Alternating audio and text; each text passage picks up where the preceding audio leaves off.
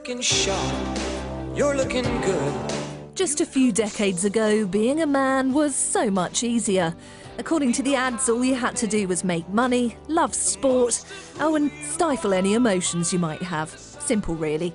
Thankfully, we've come a long way since then. Or have we? Now, more often than not, men are shown to be, well, the idiots. Laura scheduled a playdate for 3 p.m. Good boy.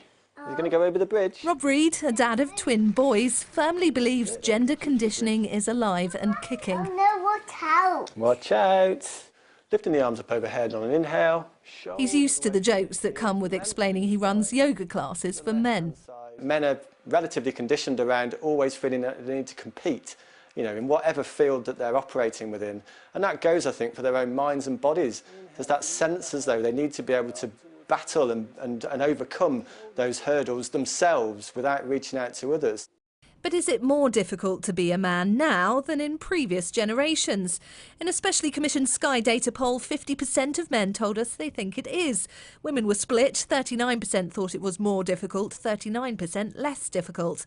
We then asked both genders if they felt issues facing men are being given more or less priority than issues facing women. 72% of men said they felt less, and 57% of women agreed.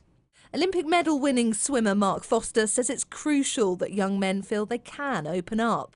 It took me a long time to come out, and that was simply because that little voice was going, don't share, it's a weakness, it's this, that and the other, and it wasn't.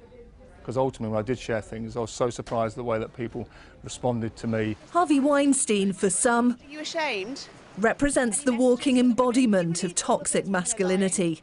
And in the light of the Me Too movement, is it rather rich to expect feminists to celebrate a day for men? We know that men have quite a lot of power and privilege, broadly speaking. For a long time, men have been behaving a certain way because society has encouraged that. And a year on, I don't feel as though a lot has changed. I've heard a lot from men being quite defensive and quite upset. I've not really heard any commitments to men changing their behaviour. The fact is, we do need to start talking before these little boys get bigger. Should we carry on with the train?